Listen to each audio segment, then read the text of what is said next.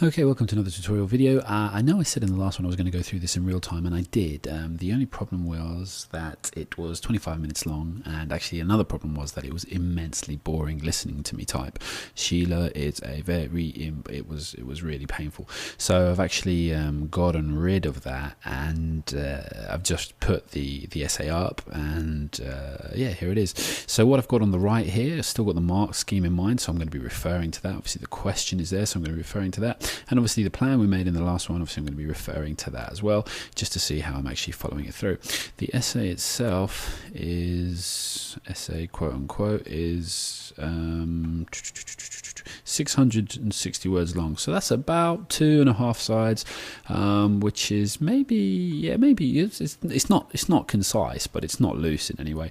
660 words, probably about 2.5 sides. So that would mean I'd expect a student to be writing for about, an average student to be writing for about 35 minutes to do that, which is exactly ample. Like, I didn't want to try and go over. So anyway, let's go through this and see how we actually hopefully get a C here. Again, I'm not going to be commenting on saying that this is a C. This is me hoping it's a C, and I'll be passing it on to an AQA examiner, to a previous AQA examiner, to actually clarify and comment in another way, obviously, and that would be really useful for you to get another very experienced teacher's perspective on that. Okay, so my question is, how does Prissy change, and how do I think this is reflected?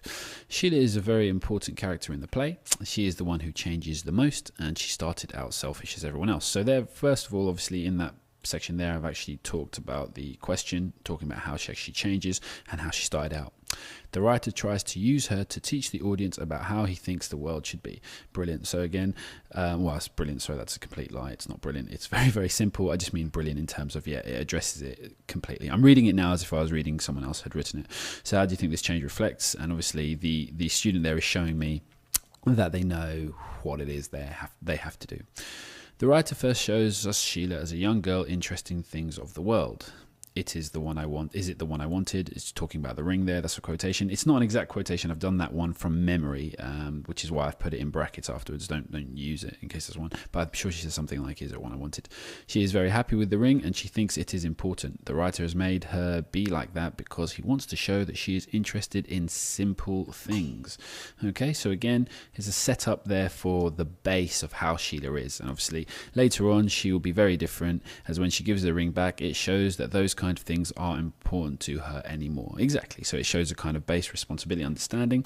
So here I've got some consideration of the idea of themes about, obviously it's not kind of directly mentioned, but just in terms of the idea that we shouldn't be caring about material things and obviously capital. We should be caring more about other people. Although it hasn't been directly said, it's alluded to.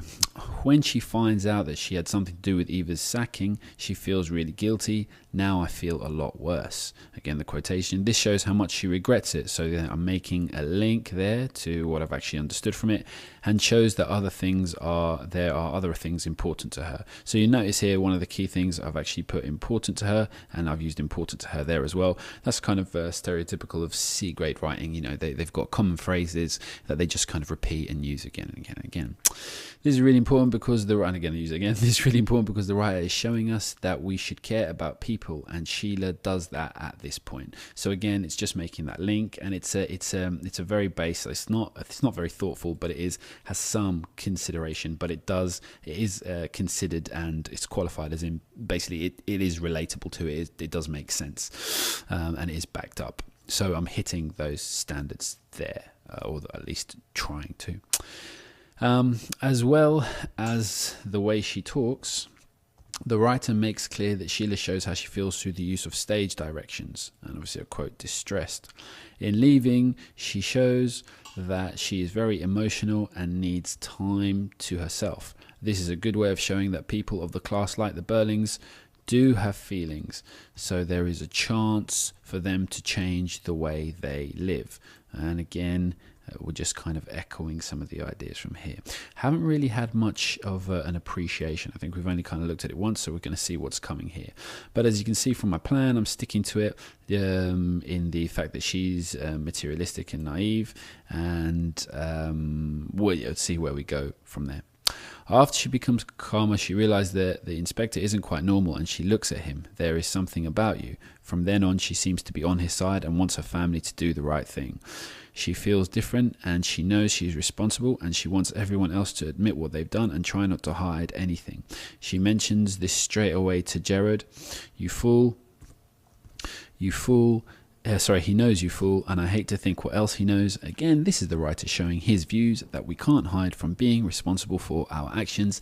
He's telling us through Sheila that we need to be more caring and responsible for what we do to others at all times and at all levels in society, not like Mr. Burling. And that's interesting because there's a little bit of a diversion there, in comparing, exploring, the rest of the text and how other things are put. But it's a thoughtful consideration of the idea and themes, and obviously it's backed up and analysed in a fair enough manner. So there is some appreciation of what's being done.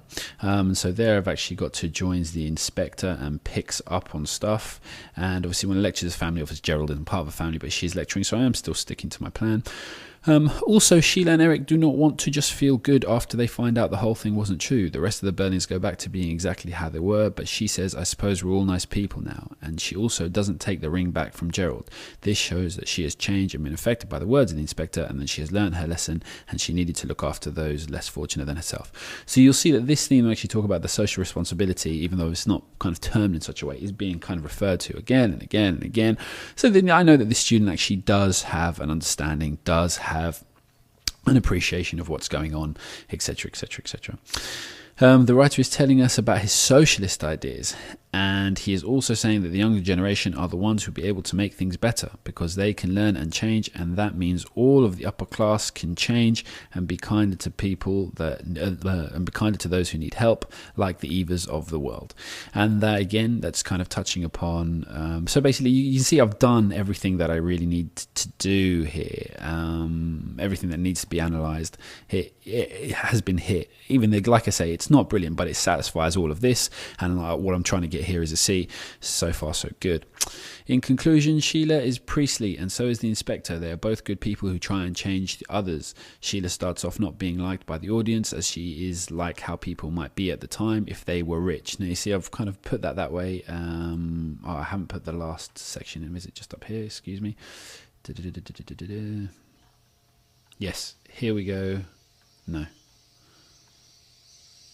There we go. I'm just going to take that bit back up. So you can see in that sentence, I was trying to write it in a way which was just a little bit not easy to read, but you can still get the information through. If I go over it again, in conclusion, Sheila is Priestley, and so is the inspector. They are both good people who try and change the others. Sheila starts off not being liked by the audience, as she is like how people might be at the time if they were rich in 1912.